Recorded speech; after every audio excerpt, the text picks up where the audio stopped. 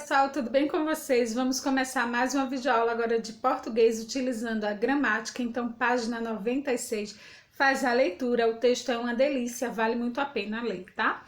Então, vamos falar sobre os sinais de pontuação, lembrando que no vídeo sobre tipos de frase, nós vimos o uso do ponto final, ponto de exclamação e ponto de interrogação. Agora vamos estudar um pouquinho sobre o uso dos dois pontos, travessão, reticências, aspas, parênteses, vírgula e ponto e vírgula.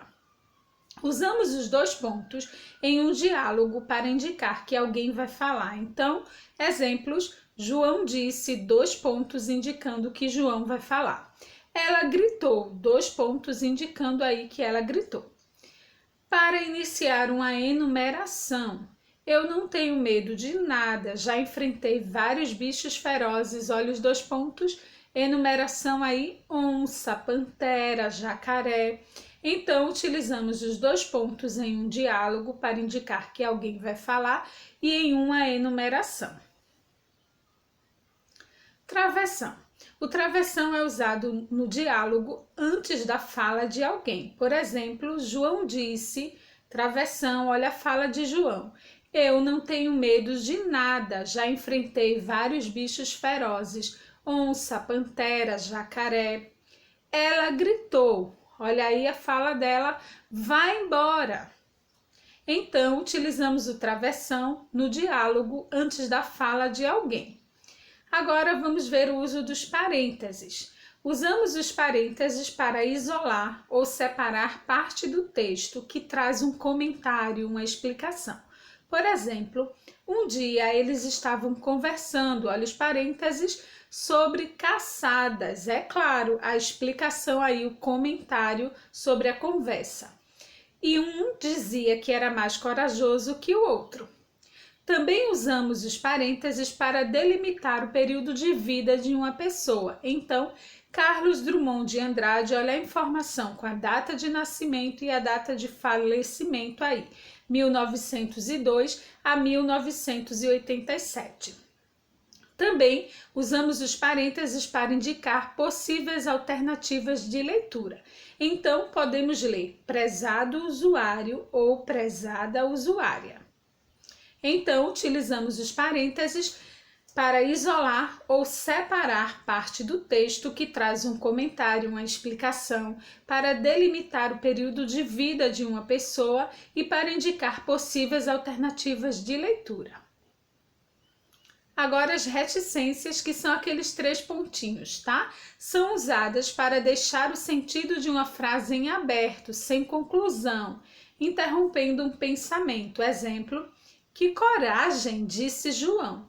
Você ficou sentado e ele... Talvez, se você pedisse com jeitinho... Então, as reticências são usadas para deixar o sentido de uma frase em aberto, sem conclusão, interrompendo um pensamento, tá? Agora vamos ver o uso das aspas. As aspas são usadas para destacar palavras do texto. Por exemplo, só que eles costumam, entre aspas, exagerar um pouco quando contam suas aventuras. Então, as aspas aí estão chamando a atenção para a palavra exagerar. Reproduzir as palavras de alguém. Por exemplo, José disse, olha exatamente as palavras de José. Entre aspas, apenas me sentei e fiquei olhando para ele. Então, utilizamos as aspas para destacar palavras do texto e para reproduzir as palavras de alguém. Agora vamos ver o uso da vírgula. Neste vídeo, nós vamos passar por cima aí do uso da vírgula, tá? Vamos só superficial. A vírgula é usada para indicar uma pequena pausa na leitura. Por quê? Porque a vírgula vai ser outro assunto, exatamente. Nós vamos ver a vírgula, todos os usos da vírgula, tá? Então, neste vídeo, a vírgula é usada para indicar uma pequena pausa na leitura. Por exemplo, pois eu, certa vez, estava desarmado e dei de cara com um leão. Agora vamos ver o uso do ponto e vírgula, pontinho em cima, vírgula embaixo. é usado para indicar uma pausa um pouquinho maior que a vírgula. Então, como exemplo, nada, o leão não fez nada, só ficou me olhando por algum tempo. Depois, virou as costas e foi embora. Então, utilizamos ponto e vírgula para indicar uma pausa um pouco maior que a vírgula. Agora, aplique seus conhecimentos. Realize as atividades das páginas 98 até 100 da gramática. Realize também as atividades das páginas 102 até 105 da gramática com o reforço ortográfico, tá? O reforço ortográfico é sobre o uso do S e SS, então fiquem ligados aí na dica, tá? Para representar o som do S entre as vogais, devemos usar SS, o som forte, tá?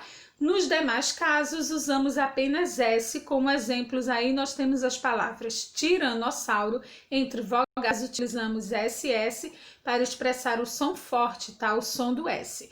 Afiadíssimo, entre vogais, 2 S também. Pensou e perseguir não estão entre vogais, então nós temos aí uma consoante e uma vogal, utilizamos apenas um S. Então é isso aí, até a nossa próxima aula, um grande beijo, tá?